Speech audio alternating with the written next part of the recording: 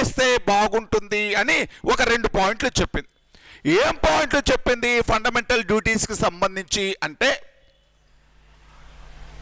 ప్రతి ఒక్క వ్యక్తి కూడా, ప్రతి ఒక్క పౌరుడు ఓటు అనేటువంటిది ఉపయోగించుకోవాలి. క్యాస్ట్ టు దేర్ ఓట్ అంటే ఓటు హక్కు వినియోగించుకోవడం అనేటువంటి దానిని ప్రజల యొక్క ప్రాథమిక విధిగా చేర్చాలి అని చెప్పింది. ఎవరు? కాన్స్టిట్యూషనల్ రివ్యూ కమిషన్ అనేటువంటిది ప్రతి వ్యక్తి తమ యొక్క ఓటు హక్కుని వినియోగించుకోవడం అనేటువంటి దాన్ని ప్రాథమిక విధిగా చేర్చాలి అని చెప్పింది. ఎవరు అంటే రాజ్యాంగ పునఃసమీక్ష కమిషన్ అనేటువంటిది. It is the duty of a citizen to use or to utilise their casting అంటే their cast to vote right. Their cast to vote right అంటే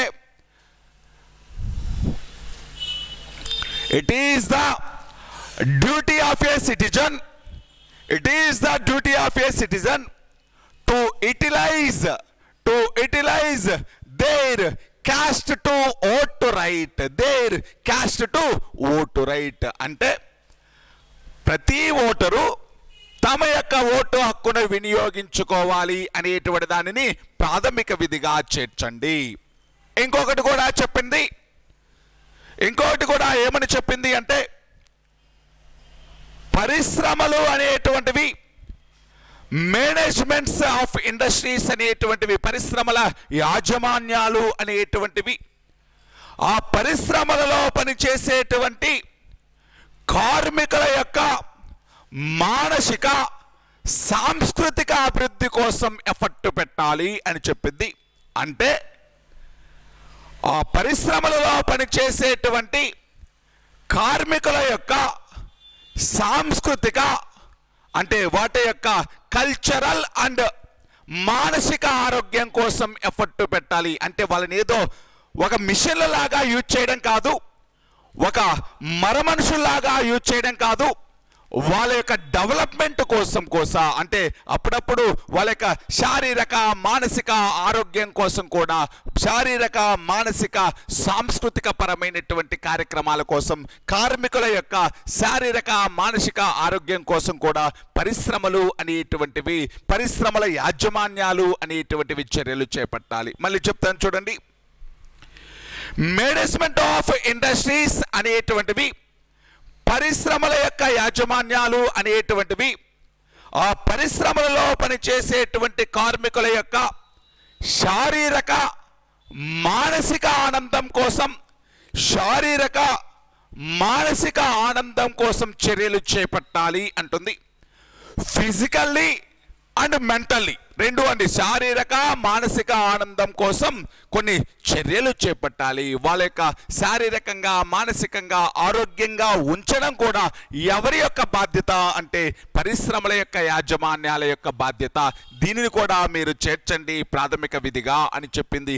ఎవరు అంటే ఎంఎన్ వెంకటాచలయ్య కమిషన్ అనేటువంటిది రాజ్యాంగ పునఃసమీక్ష కమిషన్. ఎప్పుడు అపాయింట్ చేశారు? ఎవరు ప్రైమ్ మినిస్టర్గా ఉన్నప్పుడు? ఎప్పుడు రిపోర్ట్ ఇచ్చింది? 2002. డైరెక్ట్ పెట్టండి. రాజ్యాంగ పునఃసమీక్ష కమిషన్ అధ్యక్షుడు ఎవరు అంటారు? ఎవరు? ఎంఎన్ వెంకటాచలయ్య అనేటువంటి వ్యక్తి. ఈయన 2000 సంవత్సరంలో అపాయింట్ చేస్తే 2002 సంవత్సరంలో రిపోర్ట్ ఇవ్వడం జరిగింది. ఏంటి అంటే కాన్స్టిట్యూషన్ రివ్యూ చేసి, మీరేమి రాజ్యాంగాన్ని పూర్తి స్థాయిలో మార్చాల్సిన పని లేదు. రాజ్యాంగాన్ని దీన్ని తీసేసి కొత్త రాజ్యాంగం రాయాల్సిన అవసరం లేదు. రాజ్యాంగం బాగానే అమలవుతుంది. రాజ్యాంగం ఇప్పటి వరకు బాగానే అమలైంది, ఫ్యూచర్లో కూడా అమలవుతుంది. కాకపోతే కొన్ని చేంజెస్ అంటే ప్రతిదానికి ప్రతి చాప్టర్కి 1-2 చేంజెస్ అనేటువంటివి సూచించింది. ఎవరు? రాజ్యాంగ పునఃసమీక్ష కమిషన్ అనేటువంటిది.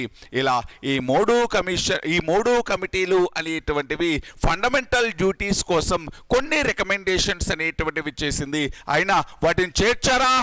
చేర్చలేదు. అంటే స్వరణ్ సింగ్ కమిటీ అనేటువంటిది పన్నులను విధిగా చెల్లించాలి అని చెప్పింది, దీన్ని ఫండమెంటల్ డ్యూటీస్లో లేదు. అదేవిధంగా ఓటు హక్కు వేయడం, ఉపయోగించుకోవడం అనేటువంటి దాన్ని ప్రాథమిక విధిగా చేర్చాలి అని చెప్పింది వెంకటాచలయ్య కమిషన్. అయినా ఇప్పటికీ కూడా దాన్ని ప్రాథమిక విధిగా చేర్చుకోలేదు. జేఎస్ వర్మ కమిటీ ఏం చెప్పింది అంటే మీరు కొత్తగా ఎటువంటి చట్టాలు అవసరం లేదు, ప్రాథమిక విధుల అమలు కోసం ఆల్రెడీ చేసినటువంటి చట్టాలు సరిపోతుంది అంటుంది జేఎస్ వర్మ కమిటీ అనేటువంటిది. ఇది దేనికి సంబంధించిందండి? Fundamental duties. ఫండమెంటల్ డ్యూటీస్ ఎన్నున్నాయి ప్రజెంట్? 11 ఫండమెంటల్ డ్యూటీస్ ఉన్నాయి. 1976లో ఎన్నుండేటివి? 10 ప్రాథమిక విధులు అనేటువంటి ఉన్నాయి. ఏ కమిటీ రికమెండేషన్స్ మేరకు? స్వరణ్ సింగ్ కమిటీ యొక్క రికమెండేషన్స్ మేరకు. ఏ రాజ్యాంగ సవరణ చట్టం? 42nd. మరి 86వ రాజ్యాంగ సవరణ చట్టం ప్రకారం 51A ఏ ఆర్టికల్ యాడ్ చేశాం? 51A K అనేటువంటి ఆర్టికల్ని యాడ్ చేసుకోవడం జరిగింది. ఏ రాజ్యాంగం నుంచి ఇన్స్పైర్ అయ్యారు? రష్యా. వీటికి కాన్స్టిట్యూషనల్ ప్రొటెక్షన్ ఉందా? రాజ్యాంగ సంరక్షణ ఉందా? ఎవరు ప్రధానమంత్రిగా ఉన్నప్పుడు వీటిని యాడ్ చేసుకున్నారు? ఇందిరాగాంధీ. అపాయింట్ చేసినప్పుడు ఆవిడే, వీటిని చేర్చినప్పుడు రాజ్యాంగంలో చేర్చినప్పుడు కూడా ప్రధానమంత్రి ఎవరు అంటే ఇందిరాగాంధీ. దీనితోటి ఏ చాప్టర్ అయిపోయింది? Fundamental duties. అంటే ఫండమెంటల్ రైట్స్ అయిపోయింది, డైరెక్టివ్ ప్రిన్సిపల్స్ అయిపోయింది, ఫండమెంటల్ డ్యూటీస్ అయిపోయింది. అంటే ఇప్పటి వరకు పాలిటీలో ఏమేమి చెప్పుకున్నాం? ఫస్ట్ది development acts, constitutional development acts చట్టాల గురించి చెప్పామా? 1773 నుంచి 1947 వరకు ఈ చట్టాలన్నీ చెప్పుకున్న తర్వాత, రాజ్యాంగ పరిషత్తును ఏర్పాటు చేసే విధానం చెప్పిన తర్వాత, రాజ్యాంగాన్ని రాసినటువంటి ప్రాసెస్ అనేటువంటిది చెప్పిన తర్వాత, రాజ్యాంగంలో ఉండేటువంటి షెడ్యూళ్ళు అన్నీ నేర్చుకున్నాం. రాజ్యాంగం పైన ఓవరాల్ ఐడియా అనేటువంటిది తీసుకున్నాం. దానితో పాటు మొదటి భాగం ఫస్ట్ పార్ట్ నేర్చుకున్నాం భారతదేశ భూభాగ పరిధి గురించి. సెకండ్ పార్ట్ పౌరసత్వం అనేటువంటిది నేర్చుకున్నాం. థర్డ్ పార్ట్ ఫండమెంటల్ రైట్స్ అనేటువంటిది నేర్చుకున్నాం. ఫోర్త్ పార్ట్ డైరెక్టివ్ ప్రిన్సిపల్స్ అనేటువంటిది నేర్చుకున్నాం. ఫోర్త్లో ఏ పార్ట్ అనేటువంటిది, 4లో ఏ భాగం అనేటువంటి దాన్ని ఫండమెంటల్ డ్యూటీస్ అనేటువంటిది నేర్చుకున్నాం. అంటే మేజర్ అంటే కొంచెం వెయిటేజ్ ఎక్కువగా ఉండేటువంటిది అప్రాక్సిమేట్లీ ఒక 30 to 35% సిలబస్ అయిపోయినట్టు. మ్యాక్సిమం సిలబస్ ఇక్కడే ఉంటుంది. మిగతాదంతా కూడా ఎలా ఉంటాయి అంటే ఫాస్ట్గా సిలబస్ అనేటువంటి తొందరగా అయిపోతుంది. మిగతావన్నీ కూడా ఆగిపోయేదంతా కూడా ఎక్కడ ఉంటుంది అంటే ఇక్కడే ఉంటుంది, ఫండమెంటల్ రైట్స్లోనే ఉంటుంది. ఆ కేసులకు సంబంధించి వాటిని అర్థమయ్యేలాగా చెప్పడం అనేటువంటిది కొంచెం కాంప్లికేషన్ అంతే. దీనితోటి పాలిటీని కొంచెం బ్రేక్ ఇచ్చుకుందాం, ఒక 1 వీక్ అలాగా. ఏం స్టార్ట్ చేద్దాం? హిస్టరీ దగ్గరికి వెళ్దాం. హిస్టరీ